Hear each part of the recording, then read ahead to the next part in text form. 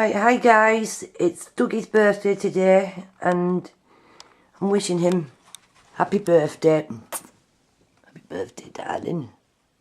Trying to get his forehead there. Yeah. Actually, that sounded wrong, didn't it? But never mind. I had a really good time yesterday. It was brilliant with my boyfriend, Marcus, and I felt really relaxed yesterday, totally relaxed. And I think it's one of the best nights I've ever had for a long while.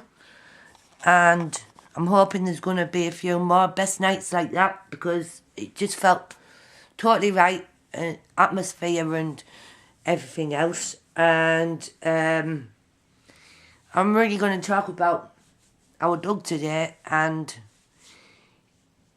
it has been hard, I'm not going to lie, guys, it has been hard without him, but I have got good friends, good family, good Facebook people to support me and everything else, and I couldn't wish for that, really. Was watching some of the home videos last night and it did get me a little bit upset, especially when I was watching the sad news of telling everybody about Doug. And when you look back at them videos and it hurts you. Wait a minute, guys. Just wondered what was on my bed. It was a bit of fluff, and it has hurt me a little while. It did hurt me a little while but I'm starting to get there, and I had my good days and had my bad days, but people say it does get easier, but I can't see it because, like, after 2001 when my first husband died, John, and when he died, and I was just getting over that, and now with Dougie, it's like one after the year. It's like, I know there's a big gap from 2001 to 2013, and I was just starting to get settled in my life with Doug, and it happened when he died, and it just doesn't feel settled anymore, but I'm starting to get back on track, hopefully. But Dougie was... I can't describe Dougie how wonderful he was, because he was the most generous, kind person that you could ever knew.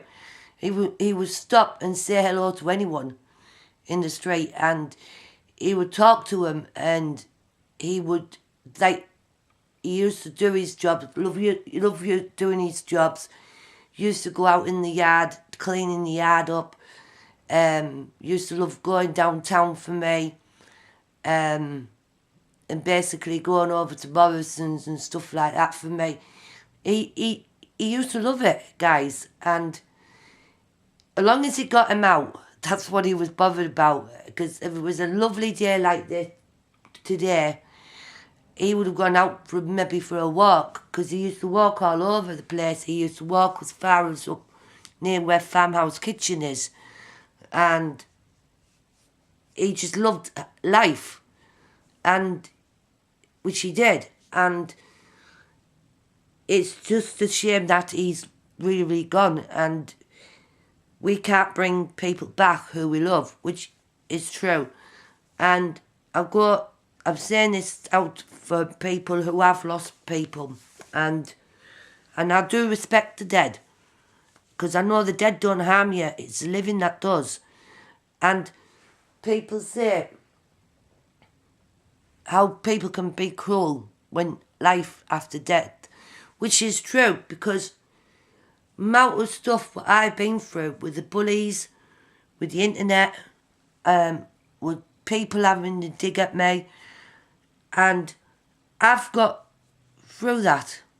I've got through it because I've got it through it because of when I lost Doug, and Doug has kept me on, in a sense. There was one point I was going to just give up, and I couldn't. I'm not going to lie on that, and it's really difficult to explain on that situation because it's a past, and I don't really want to go into that too much now because I'm getting stronger and I'm getting tougher. Even my son said yesterday I've got a lot more tougher, and I know I have, and I know I've changed because I'm a little bit more better up here. And if people just stop putting me down, I'll be fine. That is the thing, because people do tend to put me down, and then I get down. Then when I get back up, I'm okay. But our Dougie didn't. He never put me down one bit. He was so proud of what I did for him. And he even noticed I changed from when I knew him, when I was younger. And Dougie was always there for me as a friend. Always. Before me and Dougie even got together, the first relationship we had, that didn't work out because I was so messed up with my head, with my ex-boyfriend. I've said this in my videos before, but I was really messed up, and I was in the wrong crowd. You name it. People were using me and stuff like that, and I just couldn't hack it. But Dougie didn't go away from me. He stood by me, even though the first relationship didn't work out with us. He was still there for me.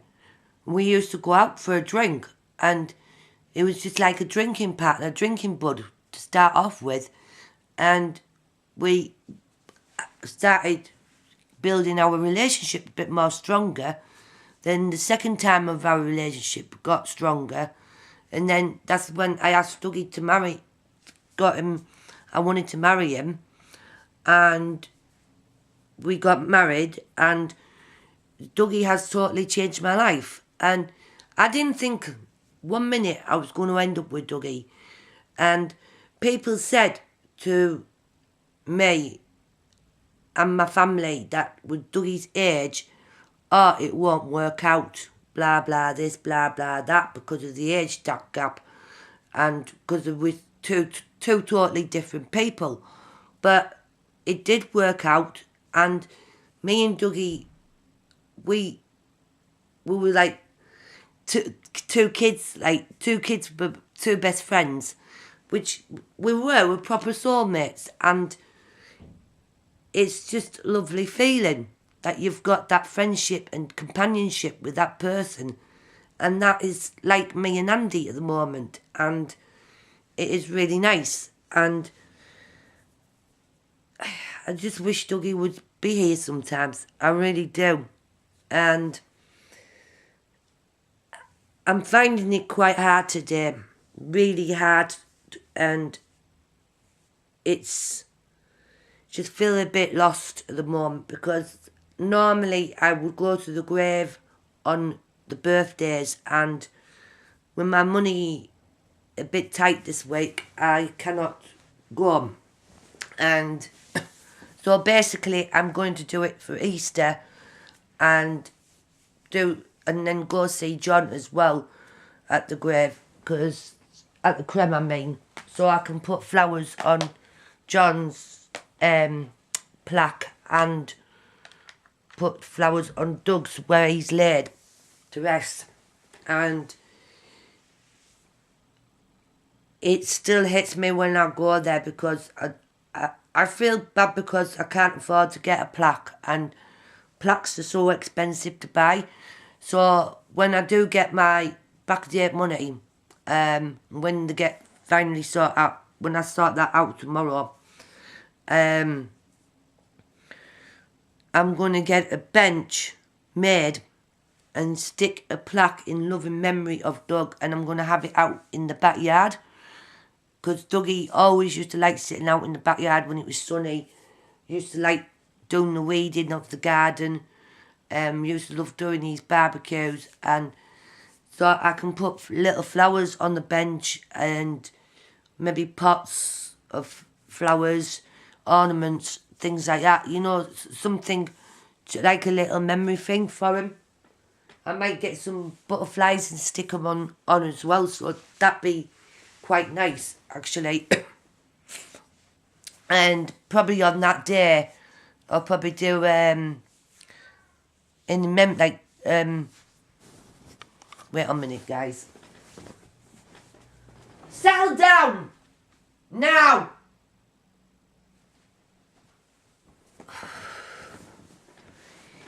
You the end of meowing. Always when I'm on the video. Right.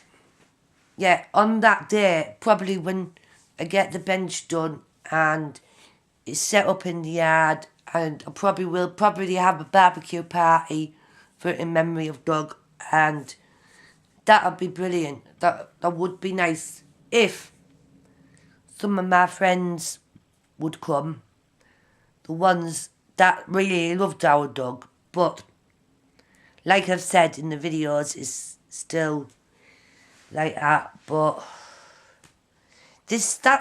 that is the thing, guys. This is the hardest part of my life, and it makes me sad because of all the things our Doug did for that person, and Doug loved that person, and they're not here to share his memory, and you want that person to share that memory with you, and you cannot. And yeah, I had people at the funeral there with the ones that who aren't here now, and the people at the funeral, that was a lot of support, and it was a lot of support. I mean, I don't think I could go through another funeral again. That's the thing. I mean, when I went to Leah's, and I just couldn't. I nearly broke down, and I started panicking, and I wanted to get out because I was thinking of Doug, and I couldn't get out because I was like sort of squashed into the end of where the aisles was. So, but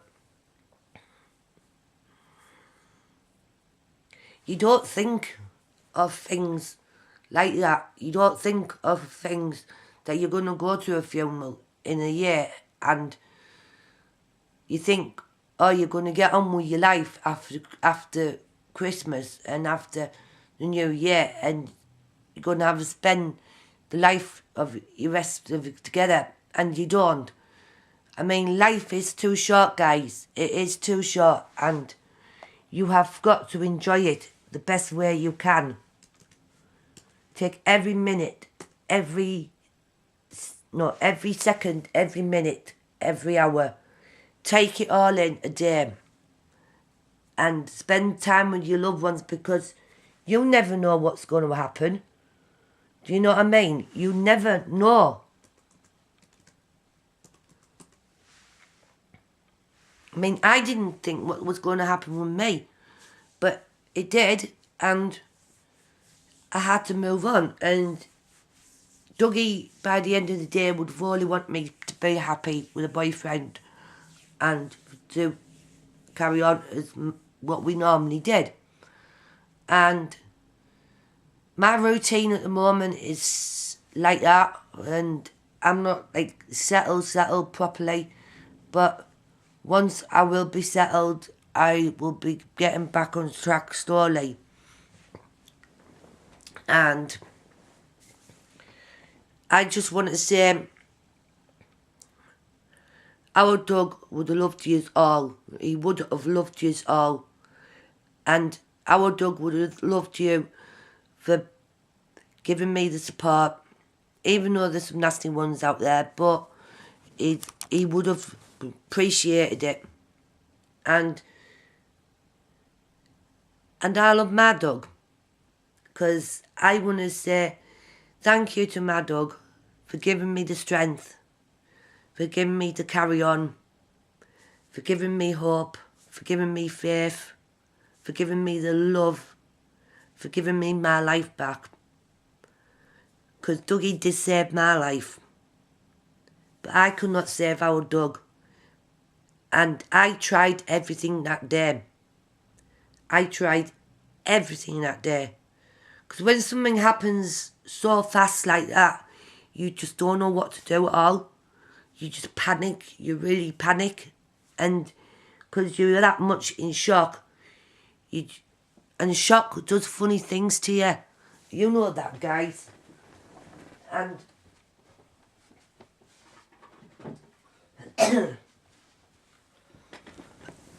and I'm going to light this candle.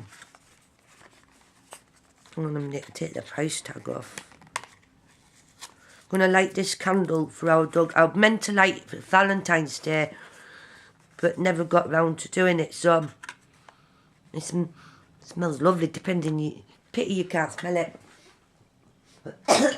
But I'm going to light that candle for Doug later on if I'm still up. Because at the moment I'm absolutely shattered from last night. And I just want a really big thank you to everyone, including my dad, my mum, Marcus, and Dougie. Rest in peace, Doug. And thank you for all the happy 4 years we've had. And thank you for being my lifesaver when I needed it. And just hope you have a nice birthday, Heaven. That's all I can say.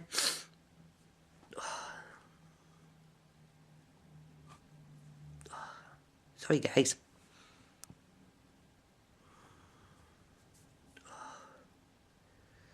I'll speak to you guys later. Love you loads.